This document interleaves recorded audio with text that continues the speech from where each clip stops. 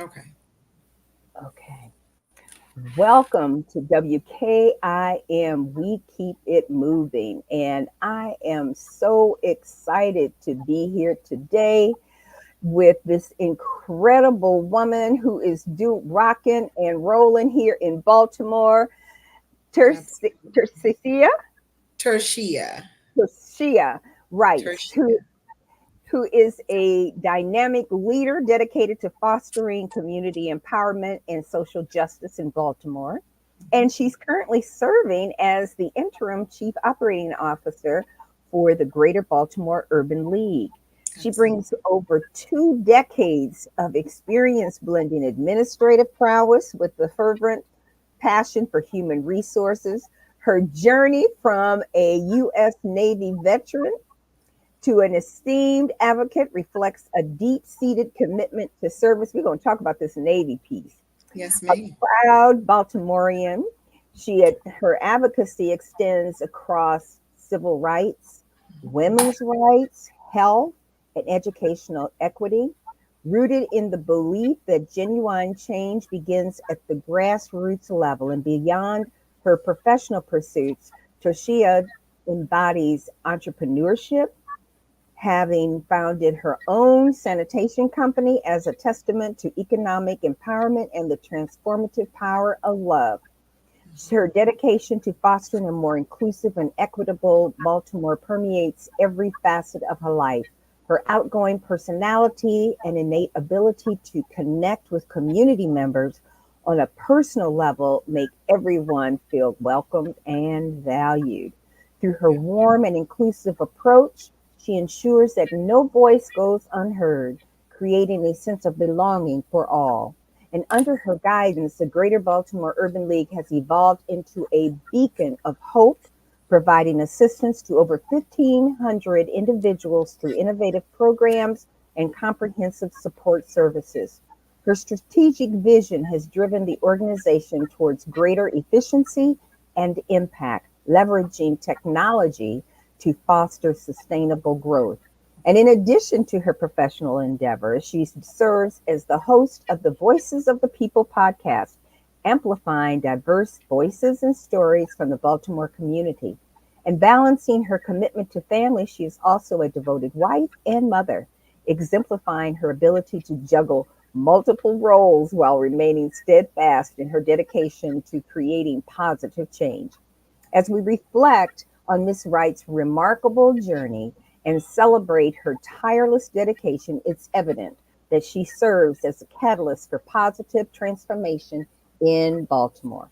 Together, we stand committed to building a brighter future, inspired by Trishia's unwavering vision of empowerment and community driven progress. And that is huge. Wow. Welcome. Thank you Welcome. so much, beautiful. Thank you, thank you, thank you for such an amazing introduction. That was amazing. Oh, well, let me tell you something. You are amazing. The Thank fact that you. you have done all that you've accomplished a tremendous amount. And Yeah. I want to start with you being a former naval personnel. Yeah. How did you begin your career?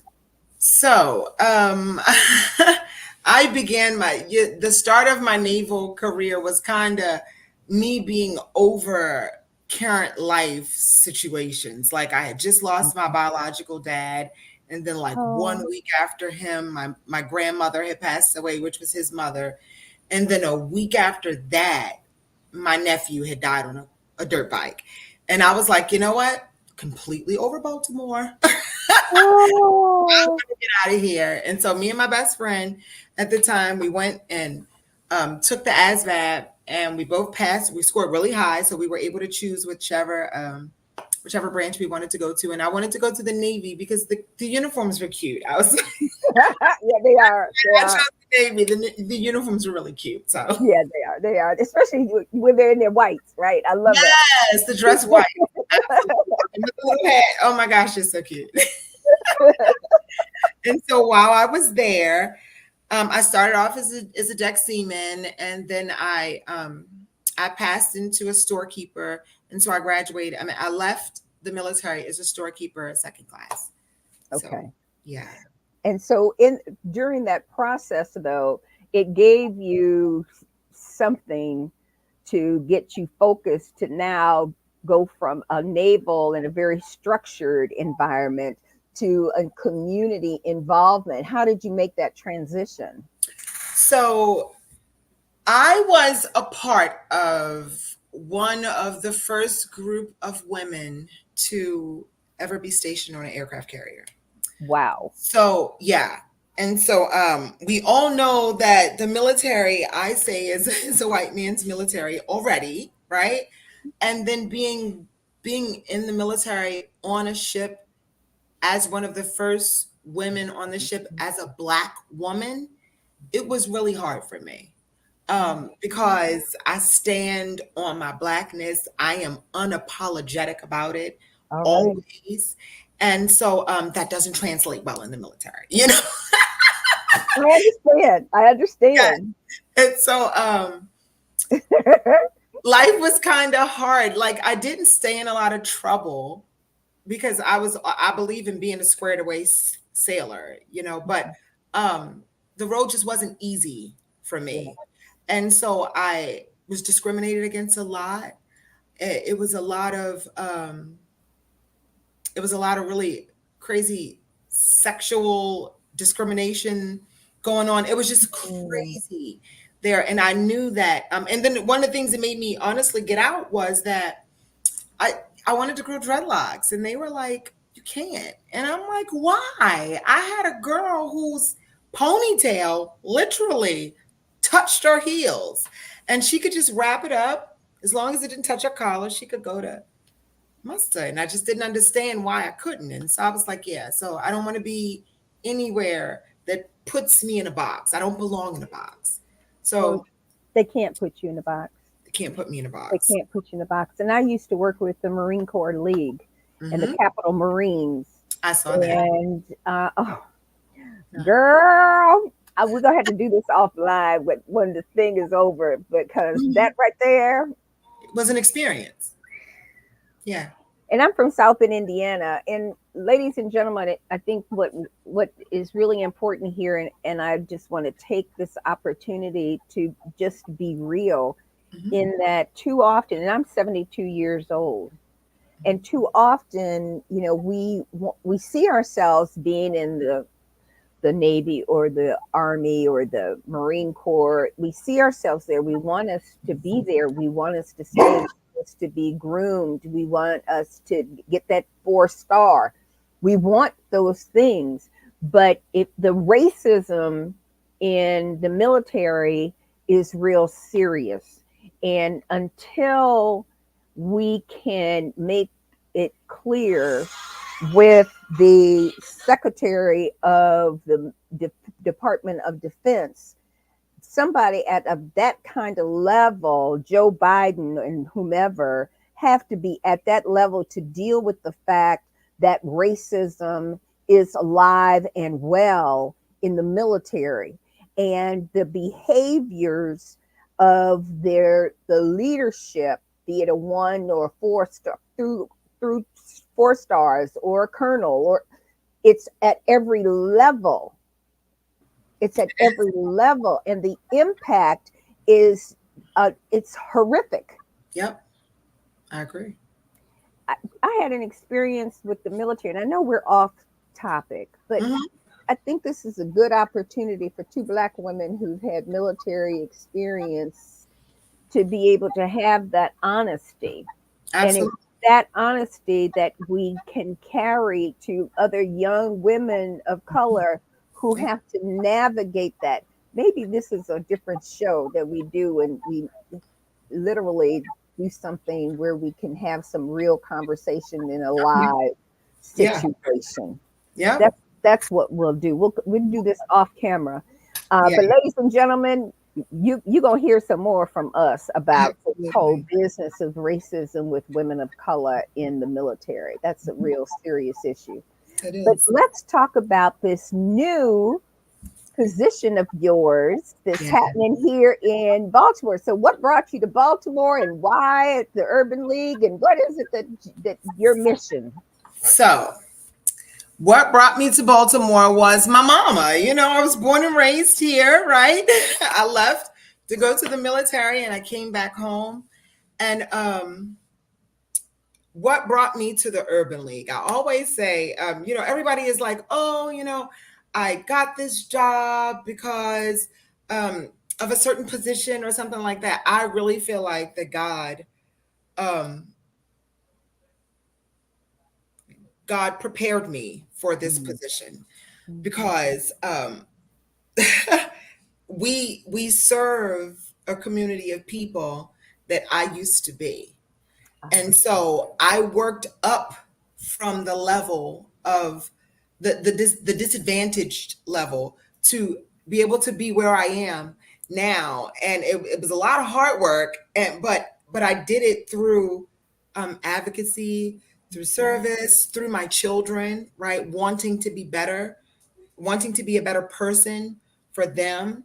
A coach said to me one day, they look at when people come to recruit your kids, they look at you and then they look at the child. They look at the child and then they look at you, and then they look at the child and then they look at you. And when he said that to me, I was 345 pounds, right? I didn't have the best career choices or income, and I had to take a real big self-reflection at myself. I had to take a big look at myself and say, well, you always had these dreams, go get them. And so that's kind of what I did, Marsha. I went for what it was that I wanted fearlessly, and Mhm. that allowed God to put me um in the position to be here at the Urban League. And that came by way of Tiffany, who was a great friend of mine, who I had went through some racial situations at the job that I was at before, and I had left because I'm kind of a hothead, right? And so I was like, you know what, I am over this. I'm done. I left, and she was like, oh my God, I'm so happy you left. I need you. And so I came to the Urban League. And so that is how I am now in the position as interim COO at the Greater Baltimore Urban League. And I feel like that God placed me here because Mhm. he knows my heart. And my mission is to serve, and not only to serve, but to serve the people of Baltimore City, because when I look at them, I see myself. Okay. And so, what is at the Urban League that interested you and got you excited to the point that you really wanted to work there? Mhm. There's one thing to be a volunteer, there's another thing to roll up your sleeves and get your hands dirty. What Yes. what occurred for that to happen for you? So I volunteered at the Urban League from about 2018 to 2021 when I started working there. And the thing that made me want to be involved in what it was that the Urban League was about was um, the former president, Miss Majors, had gotten a phone call from the police department, and they wanted to use the Orchard Street Church as like a hub for them to do surveillance in the neighborhood. And she said, absolutely not. And she got so much flack for saying no and not being a partner of the police department in that moment. But our job is not to be a partner of the police department, it's to service the community. And the community would look at that as a disservice to the community. And she stood on that. And it didn't matter what people or the news or anybody, the politicians, the police department said about her, she stood on it. And the fact that she stood on what was right for that Mhm. community is what made me want to be a part of that. And I so, love it. I love it. And that is extreme, really.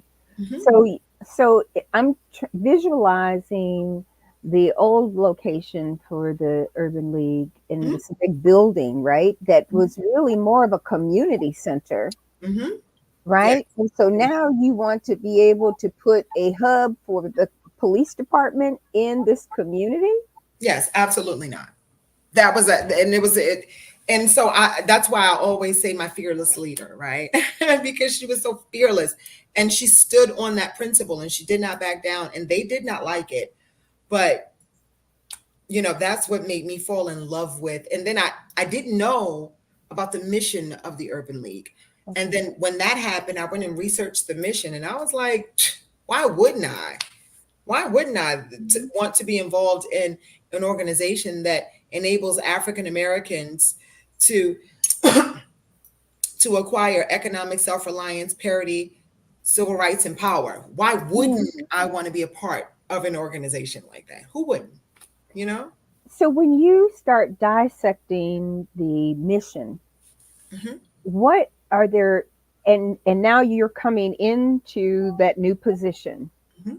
How do you bring order and change for what has been for the last 20 something years? Do you see something that's new that should be, or something that's missing that might be another little piece of puzzle that needs to be tweaked a little bit? Or how do you see that growth?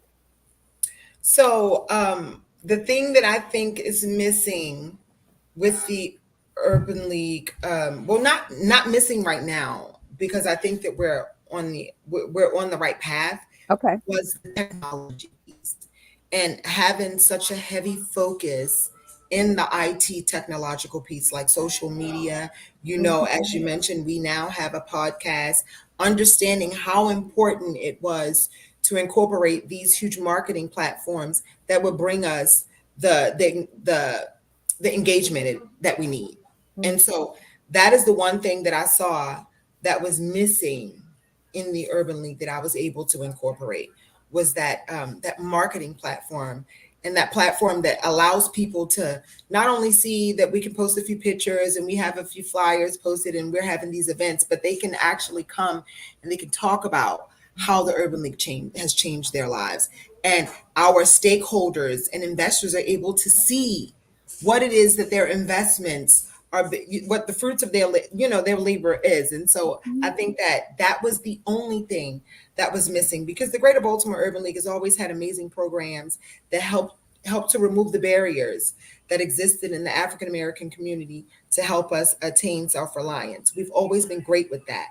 But it was that technology piece for me that was missing, and the Mhm. marketing piece. So when you look at the, oh gosh, I'm trying to think of the gentleman's name that used to run the Urban League. But Mr. Howard Henderson. yes, how, Yeah. well, I thought there was somebody before Howard. Any, I think was it Hayes? maybe it'll come to me. Yeah. But in looking at all of these years, because they've been around, how long has the Urban League been in Baltimore? We celebrate 100 years this year. Wow. 100 years of servicing the community of the Greater Baltimore region. 100 years. That's amazing. That's a lot. That is a lot. I didn't know that you all have been here that long. Yes, That's huge. 1924. Yep. That's huge. That So, is in those 100 years, what would you say would be, because I'm sure you have read everything there is before you would take a job, right? yeah. So, what are a couple of the things that were priorities that you saw when you first came and started observing what was going on there?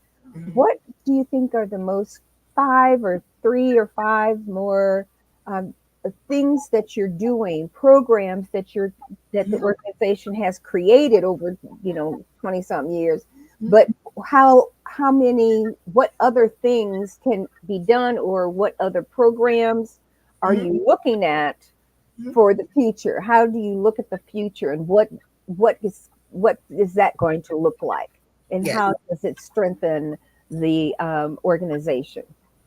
So, when I first came here, the programs that we had in existence were the SLP program, which is our Saturday Leadership Program, and that is a program where it's a career and college and career readiness program.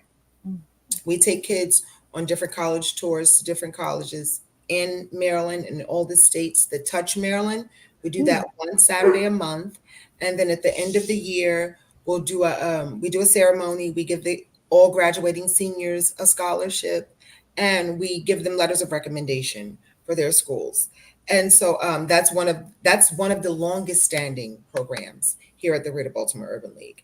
We Mhm. also have an IT program that's through our workforce development program. It's through the ARPA funding that we got a cybersecurity program. We've since I don't know what graduated. ARPA. What's ARPA? What's ARPA? So it's the federal American Rescue Plan Okay. funding from the federal government.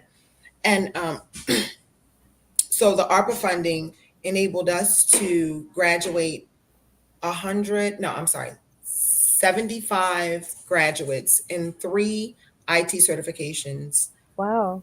Yeah, and it's all covered, it's all free. And we were also able to give them stipends because we understand that the demand of the classes that we had, they had to attend class every day for a month for Mm. 4 hours a day. And so sometimes they weren't able to work in the evening. Sometimes they weren't able to do things they needed to do. So we gave them stipends to help remove the barriers of not being able to work and things like that. And we graduated so far 62 people, I believe. Really? Yes, we graduated 62 people, and we're in our last cohort now. Yeah, and we have another construction program where we're in our third cohort, and we've graduated 24 people from there. The program that I think was the most impressive to me is the entrepreneurship program, the Raymond V. Haysbert Center of Entrepreneurship. Oh, Yes, I love that man. yeah. So we have outside of us offering free business coaching from, and this is my Mm. pitch, right? We offer free business coaching from the onset of a thought that I want to own my own business, but don't really know what I want to do. We give assessments to help you figure out your niche, and we take you all the way through to the door of the funding. But we don't take you to the door of the funding until we teach you how to properly manage that funding once you get it. And so a lot of companies, they'll call and say, "Oh, I need help, I need grants, I need funding." And we're like, we're not just going to give you money for you to mismanage it. We're going to teach you how to manage the money, and then we're going to help you go get the money. And so we do that for free. And when Black businesses hear about that, they lose their minds, right? And I That's love to see huge. them lose their minds. That's huge. It's huge. That's huge. It is huge. And not enough Black businesses know. Not enough know. Yeah, so I'm so glad that I'm on this platform and I'm able to talk about it so that people will know what we do for small Black businesses in Baltimore. Yeah. So let's talk about that. Mhm. So give us a couple of items that are a couple of businesses that have started with you, or the type of business. If you don't want to share the and be more respectful, but that how many companies you've gotten involved with, or, and what types of businesses have been growing within the Urban League? Mhm. So since I've been here in 2021, we have helped upwards to about 200 businesses start their businesses. Yes. And we provide business coaching. And so those businesses have been clothing lines, we've had dog groomers, we have this amazing Black Restaurant Acceleration Program that we have through grant funding from PepsiCo and National Urban League, where so far we have given 24 businesses $10,000 grants for attending 8-week webinars. And that 8-week webinar What? is an accelerated program that teaches them how to um, start, sustain, and maintain their business. So the very first class Mhm. is called From Chef to Entrepreneurship. And then the last class is the way forward. And so we Mhm. incorporate pitch competitions, we incorporate marketing, we incorporate building a strong financial infrastructure, we incorporate all things that the businesses need to know to be able to properly sustain their Black restaurants. And so we've had so far 200 inquiries to try to get into this program. Since the second year, it's taken off. And so we've had a waiting list I love since it. the second year. Yeah. So we've also had Oh, it was one guy who has a car invention.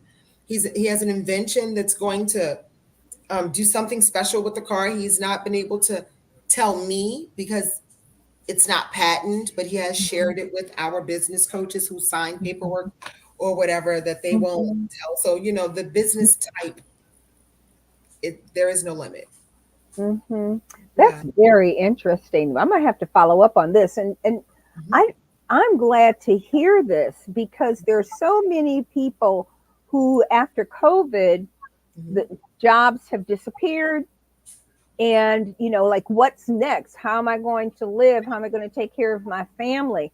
But one of those things is being able to start your own business. Excuse me a second. Absolutely. Excuse me. So when you look at these young people, or there's seniors like myself who want to Hmm. start a business. So Hmm. it doesn't mean just because you're old or you're too young, or there's a way for people to be able to start their businesses at in an array of ages. Yeah. And social media and the internet has made that amazingly possible. It's made it so much more possible now than it ever was before because it gave us a platform for us to be able to broadcast to the world, just like the news does, So I love that about social media, where it has so many great things and so many amazing, horrible things. I love that great thing about it. Right. That's exactly right. So, but I want to go to kind of circle back on this business. Hmm. So, people are learning how to get their license from the Hmm. state. Yes. They're putting together business plans, Yes, they're putting market. together business plans. We're teaching them about business credit. We're teaching them about how to open up lines, how to do procurement. We're teaching them about how to um, apply for grants. We're teaching them about we even have a class here at the Urban League that teaches people how to write grants. So, yeah, and everything we do is for the community and it's at Mhm. no cost. So, And it's for profit and nonprofit organizations that yes, you're looking at as well, that you're developing. yes, we develop any Black owned or minority owned business. Mhm. Any. Doesn't matter So, what it is. so, in looking at the Urban League where you are now and where you're going, you're building businesses, you're educating the community. What for senior citizens? Are senior citizens getting involved? And are you getting college students that are looking? How are you getting involved with businesses and other projects and programs going on there? Okay, so how we get so we have two volunteer auxiliaries, and that is how we get our young professionals and our seniors involved. And so let me just backtrack a little bit. I spoke to you about the SLP program. To Hmm. be in the SLP program, it's from 8th to 12th grade. So after 12th grade, we give you a break. We let you go through college. We don't want to be too much pressure, right? But then in that senior year of college, once you turn 21, we're coming to knock back on your door and say, hey, don't forget about us, because the young professionals are here to help guide you to be that young professional entrepreneur or that young professional businessman or woman that you want to be. We're here to help give you that guidance. And Hmm. then, you go through the young professionals all the way up until you're 40. And then once you turn 41, which is about 4 years ago for me, they kick you out, right? And then they say you have to be a gilder. And then Wait a minute. A what? a gilder. So you What's become you that? guild. So the guild is our 41 and over volunteer auxiliary at the Greater Okay. Baltimore Urban League. So the guild focuses on, they have a heavier focus on voter registration, voters' rights, advocacy, empowerment. So that is basically where they're centered around. They do a lot of um, what is it called? Literacy. They do a lot of literacy campaigns. They have a really heavy focus on reading and children. But that is 41 and over, right? Okay. there are there are memberships for the auxiliaries. It's $40 a year for the guild, and it's $75 a year for the young professionals. Anyone that's interested in becoming a volunteer or just joining and being a part of the mission can go to gbul.org to sign up for that. So that's how we incorporate our seniors and our young professionals.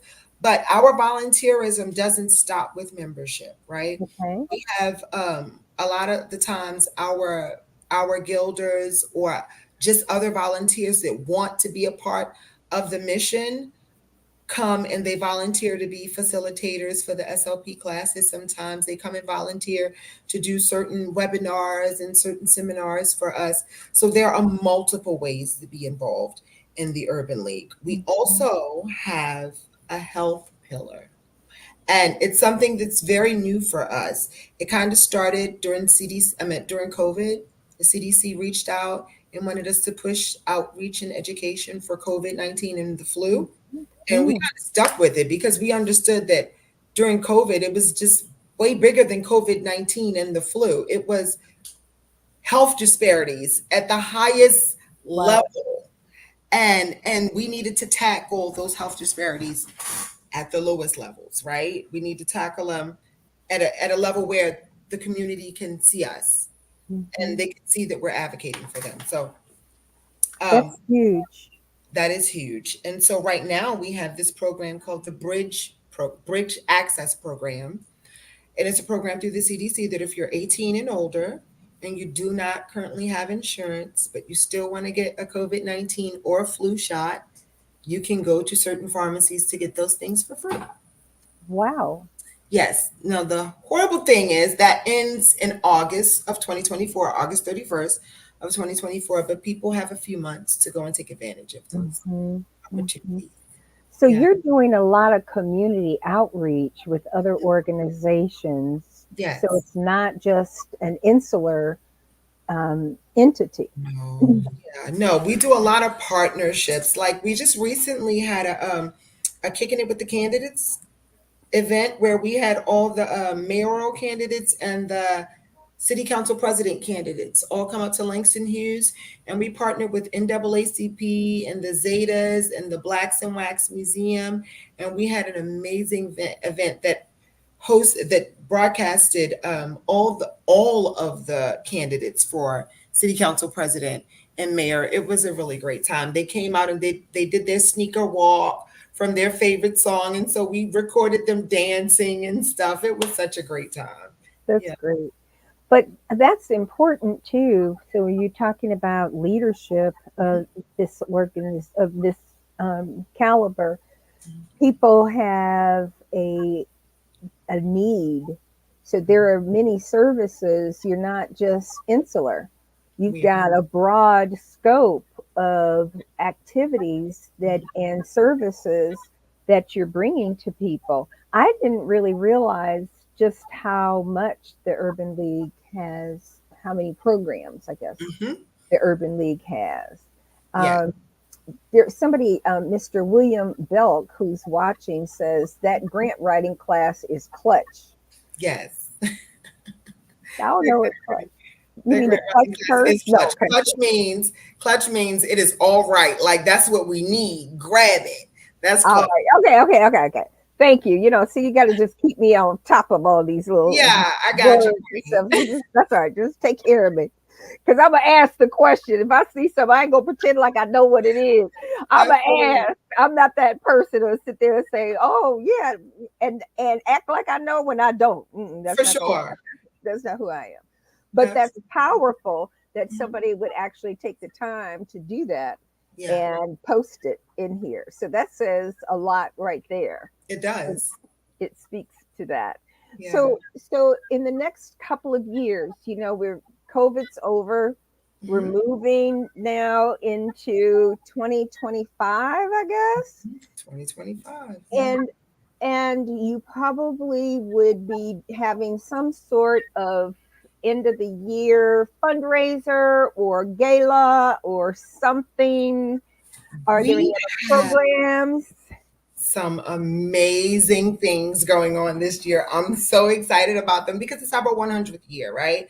And so, of course, we have our annual golf tournament. and we're going to have a senatorial debate this year. And of course, we're having our 100th year gala in November. We're going to have our amazing end of year event.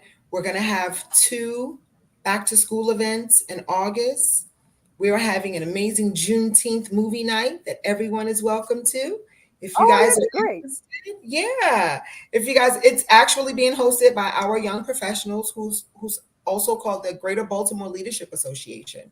So if you guys are interested in coming to see the movie that'll be aired is Creed 3. If you want to see Creed 3, you guys can go on our website, gbul.org, and go find the tickets there.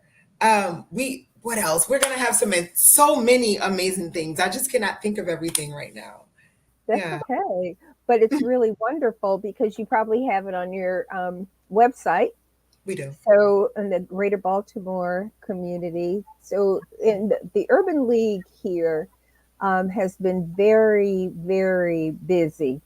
And I'm glad to see that you are so energized to Yeah, fulfill and take that baton, right? They pass thank you. on the baton to you. And Yeah. if you could give us maybe three or four things that you would like for the audience to know as you are looking at this new entity that you're building as its Mhm. new leader.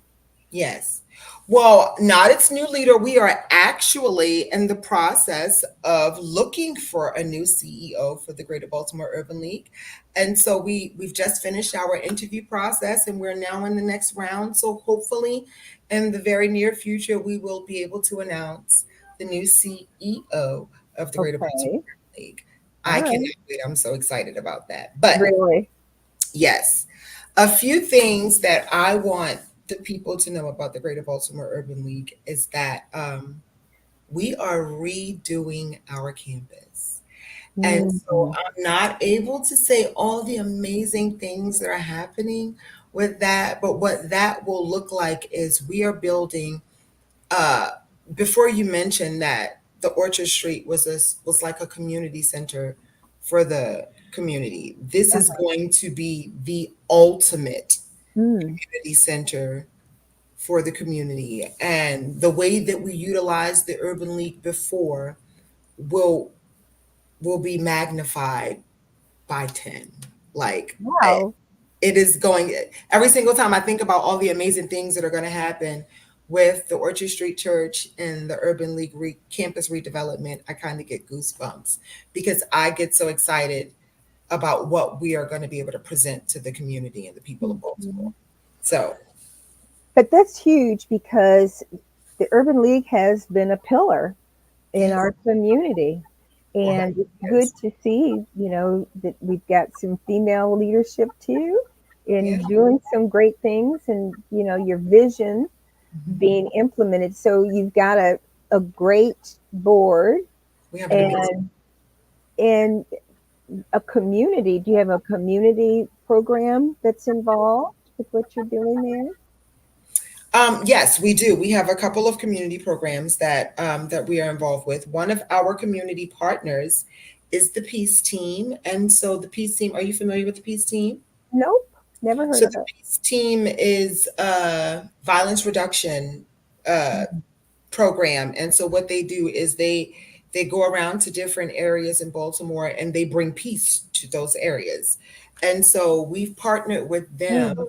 because we understand that there's not a household in Maryland that we can't impact, Mhm. but we're not always able to reach all the households that we need to impact. And so certain partnerships enable us to be able to reach those that population of people a little Mhm. easier. And so that is one of the and the Peace Team is an amazing partnership. They actually partnered with us for our last back to school event, and we were able to bless 592 families.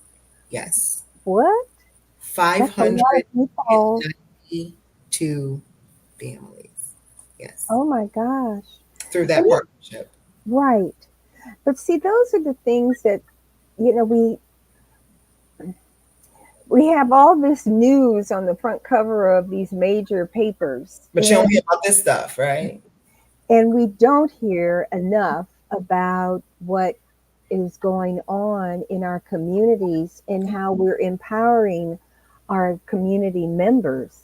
Hmm. This is very serious, and too often we get so sidetracked with what is happening from our expectation from the government, Yep. where the government can't reach everybody, and we need organizations such as the Urban League Hmm. to be involved and to help our families live a sustainable life. Hmm. And it needs help. Some of these families really need help, They do. and it's wonderful. And can we just talk about some of the personal services that you all have, because you're Absolutely. giving so many? Yes. So, if you're in our programming, so we are able to assist with transportation. We're able to assist. We've had some members who were not, if they're in our programming and they're not able to take on many hours in the evening, so they weren't able to pay their lights on time. We would pay their Mhm. lights for them. We paid, if you're in our programming, we pay for um, past rent. If your rent's backed up, we pay for backed up rent and things like that. We pay for any, we help remove, and that's why I always say we help remove any barrier Mhm.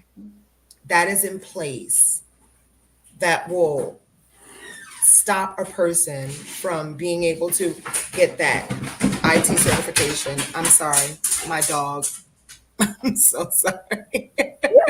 I love dogs. That's I have great. a big old Cane Corso who Right. And well, hello, sir. How you doing?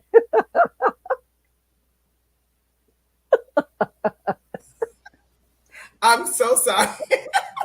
I love it. I absolutely love it. Because that's real, girl. That is real. I And know. I love he's it. gonna be quiet as if I rub him. And oh, he's so huge. So yeah. But Oh, what's I saying?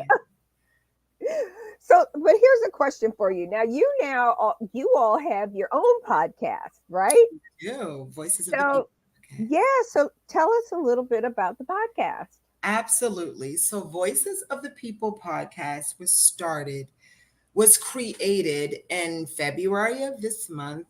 I'm sorry. The idea came last year when I said companies often create programming and create these things based off what they think the community needs. Mm, But I want to hear what the community needs.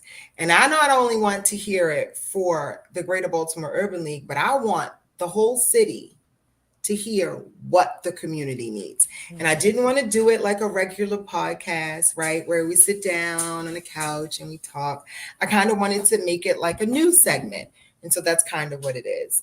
I do have my couch session where I do my interviews, but then we have these break off segments where we talk about the SLP program and where we highlight young entrepreneurs, and we highlight our partners, and we highlight different things that are happening in the city. So I wanted it to not be a traditional podcast, but I wanted it to be able to really speak to the voices of the people in Baltimore. mhm. And so we created a platform for the people in Baltimore to be able to magnify their voices. That's wonderful. And so, what's the name of the podcast? It's called Voices of the People podcast. Voices of the People. Okay, so I'm gonna put that over here in this little box. And the podcast, the Urban League podcast, Mm-hmm. is Voices of the People. Yes, Voices of the People podcast. And we are located on YouTube. We have our Greater Baltimore Urban League channel on YouTube. And we Hmm. are also located on all major streaming stations, major streaming platforms, Apple Music, Google Play, Spotify. Yeah. Okay, Yep. great. That's wonderful. So Thank that also gives you information where you're getting the whole community involved. That's Yes, wonderful. yes. And so I don't think I got how often do you host it and what Oh, yeah. time? So we air every Sunday at 10 a.m. Okay. Yes, That's wonderful. So yes. you've got Apple Music, YouTube, and you said Spotify? Spotify and Google Play. Okay. Hmm. I'm putting it in the chat Okay. so that hopefully those people who are watching can see what you're doing. Yeah, That's and go wonderful. follow your girl. Come listen to the podcast. It's amazing. I love it. And Yeah. you know, too often we don't have enough outlets for people to get information. I agree. And what is really important with the Urban League is you have tentacles in so many different places Mhm. throughout the community at so many different levels. We And do. to be able to take advantage of all of those relationships and then pour them into your podcast is huge. So Thank you so much. congratulations on that. And I appreciate Thank you you. coming here to see us. Give us a couple of things that you would like people to take away that will either enhance. You've got a fundraiser coming up at the end of the year. Mhm. How do people give you donations? You can put that in the chat or something. But just to, because we're going to close out in a few minutes, and I just want to make sure that people know how to donate, they know how to Yes. serve, Mhm. and when. Yes. So this year again is a huge year for us because it's our 100th year. And so we are accepting donations all year long. And people need to understand that every penny that goes into the Urban League goes back out into the community. And we show you through our social media, through our podcasting, through our annual reports, through our transparent communication, how that funding is being used. So if you are interested, and impacting the life of just one person in Mm, Baltimore City, donate to the Greater Baltimore Urban League at gbul.org. That's what I want the people to be left with. I love it. I Yeah. love it. So, parting shots, you've got it coming up on Sunday at 10 a.m. That's Hmm. every week.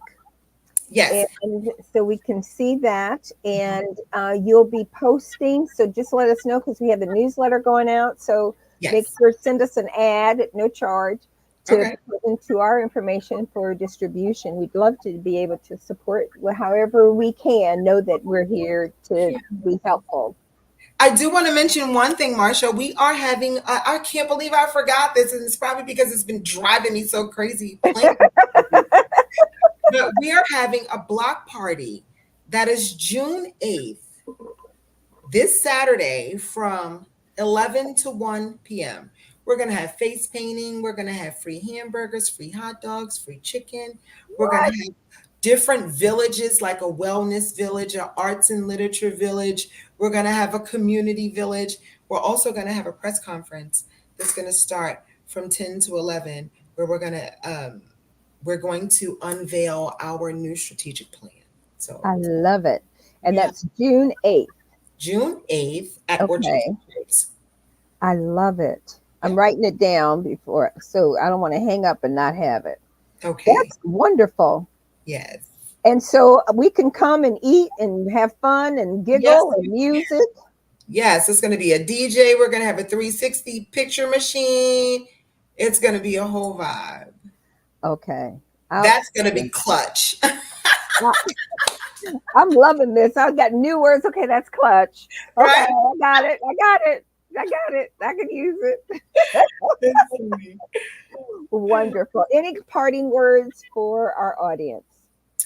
The only thing that I want to say is we ask that people ask a lot of the times, what can we do to change this world? And I Mm, believe that we change this world by infusing our children with love, raising them with love, and pouring love into them and showing them that their village is full of love. Because when you do that, And when they grow, they have children, they'll love their children, and their children will love their children. And that is how we begin to change this world. So if you guys want to know how to change the world, start loving each other, kings and queens. That's how we do it.